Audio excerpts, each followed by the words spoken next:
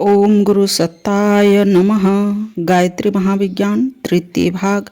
लेखक परम पूज्य गुरुदेव वेदमूर्ति तपोनिष्ठ पंडित श्री राम शर्मा आचार्य। आइए पढ़ते हैं, सुनते हैं और समझने का प्रयास करते हैं। गायत्री मंत्र हमारे साथ साथ। ओम भूर्भुवः स्वाहा तत्सवितुर्वरेण्यं भर्गो देवस्य धीमहि धियो यो नः प्रचोदयात्। जप साधना। हमारा मन कैसा है उच्छृंखल क्यों न हो, पर जब उसको बार बार किसी भावना पर केंद्रित किया जाता रहेगा तो कोई कारण नहीं कि कालांतर में उसी प्रकार का न बनने लगे। लगातार प्रयत्न करने से सर्कस में खेल दिखाने वाले बंदर, सिंह, बाघ, रीछ जैसे उदंड जानवर मालिक की मर्जी पर काम करने लगते हैं, उसके इशारे पर नाचते हैं, तो कोई कारण नहीं कि उच्छृंखल और कुमार्गगामी मन को बस में करके इच्छानुवर्ती न बनाया जा सके। पहलवान लोग नित्य प्रति अपनी नियत मर्यादा के दंड बैठक आदि करते हैं। उनकी इस क्रिया पद्धति से उनका शरीर दिन दिन हृष्ट पुष्ट होता जाता है और एक दिन वे अच्छे पहलवान बन जाते हैं। नित्य का जप एक आध्यात्मिक व्यायाम है जिससे आध्यात्मिक स्वास्थ्य को सुदृढ़ और सूक्ष्म शरीर को बलवान बनाने में महत्वपूर्ण सहायता मिलती है। एक एक बूंद जमा करने से घड़ा भर जाता है।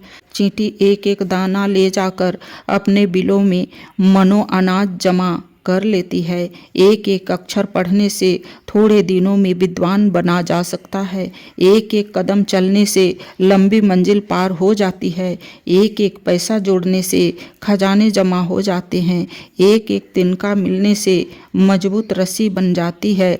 जप में भी वही होता है। माला का एक एक दाना फेरने से बहुत जमा हो जाता है। इसलिए योग ग्रंथों में जप को यज्ञ बताया गया है। उसकी बड़ी महिमा गाई है और आत्म मार्ग पर चलने की इच्छा करने वाले पथिक के लिए जप करने का कर्तव्य आवश्यक रूप से निर्धारित किया गया है। गीता में अध्याय 10 श्लोक 25 में कहा गया है कि यज्ञों में जप यज्ञ श्रेष्ठ है। मनुस्मृति में अध्याय 2 श्लोक 86 में बताया गया है कि होम, बलि, कर्म, श्राद्ध, अतिथि सेवा, पाक यज्ञ, विधि यज्ञ, दर्श पौर्ण, मासादि यज्ञ सब मिलकर भी जप यज्ञ के 16वें भाग के बराबर नहीं होते। महर्षि भारद्वाज ने गायत्री व्याख्या में कहा है कि समस्त यज्ञों में जप यज्ञ अधिक श्रेष्ठ है।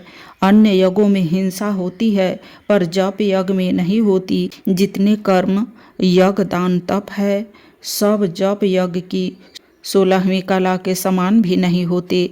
समस्त पुण्य साधना में जप यज्ञ सर्वश्रेष्ठ है।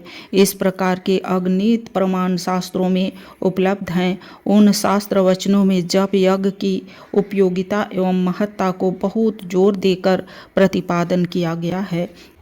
कारण यह है कि जप मन को वश में करने का रामबाण अस्त्र है और यह सर्वविदित तथ्य है कि मन को वश में करना इतनी बड़ी सफलता है कि उसकी प्राप्ति होने पर जीवन को धन्य माना जा सकता है। समस्त आत्मिक और भौतिक संपदाएं संयत मन से ही तो उपलब्ध की जाती है। जप यज्ञ के संबंध में कुछ आवश्यक जानकारियां नीचे दी जाती है।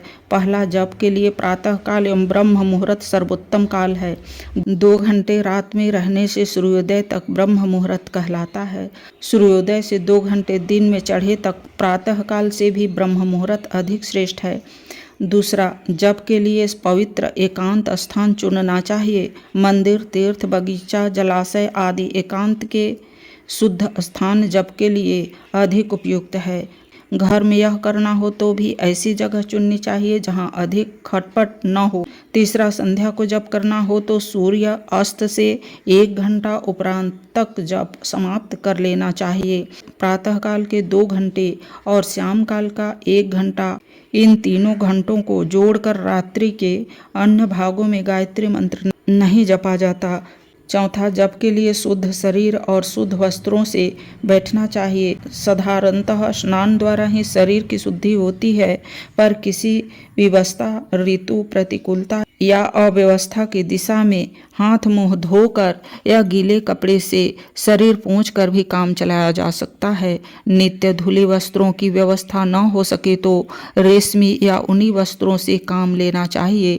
5वां, जप के लिए बिना बिछाए न बैठना चाहिए। कोष का आसन, चटाई आदि घास के बने आसन अधिक उपयुक्त है।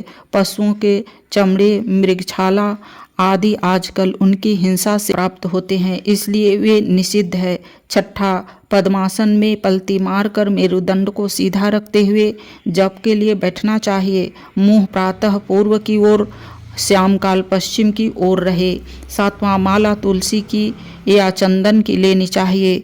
कम से कम 1 माला नित्य जपनी चाहिए। माला पर जहाँ बहुत आदमियों की दृष्टि पड़ती हो वहाँ हाथ को कपड़े से या गौमुखी से ढक लेना चाहिए। 8वां, माला जपते समय मेरु माला के प्रारंभ का सबसे बड़ा केंद्रीय दाना का उल्लंघन न करना चाहिए। 1 माला पूरी करके उसे मस्तिष्क तथा नेत्रों से लगाकर पीछे की तरफ उल्टा ही वापस कर लेना चाहिए। इस प्रकार माला पूरी होने पर हर बार उलट कर ही नया आरंभ करना चाहिए। 9वां, लंबे सफर में स्वयं रोगी हो जाने पर, किसी रोगी की सेवा में संलग्न होने पर, जन्म मृत्यु का सूतक लग जाने पर स्नान आदि पवित्रताओं की सुविधा नहीं रहती, ऐसी दशा में मानसिक जप चालू रखना चाहिए। मानसिक जप बिस्तर पर पड़े पड़े, रास्ता या किसी भी पवित्र अपवित्र दशा में किया जा सकता है। 10वां, जप नियत समय पर, नियत संख्या में, नियत स्थान पर शांत चित्त एवं एकाग्र मन से करना चाहिए। पास में जलाशय या जल से भरा पात्र होना चाहिए। आचमन के पश्चात जप आरंभ करना चाहिए। किसी दिन अनिवार्य कारण से जप स्थगित करना पड़े तो दूसरे दिन प्रायश्चित स्वरूप 1 माला अधिक करनी चाहिए। 11वां, जप इस प्रकार करना चाहिए कि कंठ से ध्वनि होती रहे, होठ हिलते रहें, परंतु समीप बैठा हुआ मनुष्य भी स्पष्ट रूप से मंत्र को सुन न सके। मल मूत्र त्याग या किसी अनिवार्य कार्य के लिए साधना के बीच में ही उठना पड़े तो शुद्ध जल से साफ होकर तब दोबारा बैठना चाहिए। जप काल में यथासंभव मौन रहना उचित है। कोई बात कहना आवश्यक हो तो इशारे से कह देनी चाहिए। 12वां, जप के समय मस्तिष्क के मध्य भाग में इष्ट देव का प्रकाश ज्योति का ध्यान करते रहना चाहिए। साधक आहार तथा व्यवहार सात्विक होना चाहिए। शारीरिक एवं मानसिक दोषों से बचने का यथासंभव पूरा प्रयत्न करना चाहिए। 13वां, जप के लिए गायत्री मंत्र सर्वश्रेष्ठ है। गुरु द्वारा ग्रहण किया हुआ मंत्र ही सफल होता है। स्वेच्छापूर्वक मनचाही विधि से मनचाहा मंत्र जपने से विशेष लाभ नहीं होता, इसलिए अपनी स्थिति के अनुसार आवश्यक विधान किसी अनुभवी पथ प्रदर्शक से मालूम कर लेना चाहिए। उपरोक्त नियमों के आधार पर किया हुआ गायत्री जप मन को वश में करने एवं मनोमय कोष को सुविकसित करने में बड़ा महत्वपूर्ण सिद्ध होता है। आज के वीडियो में इतना ही। अगले वीडियो में तन्मात्रा साधन के बारे में पढ़ेंगे और समझेंगे। लाइक, सब्सक्राइब और शेयर करें। धन्यवाद। ओम शांति।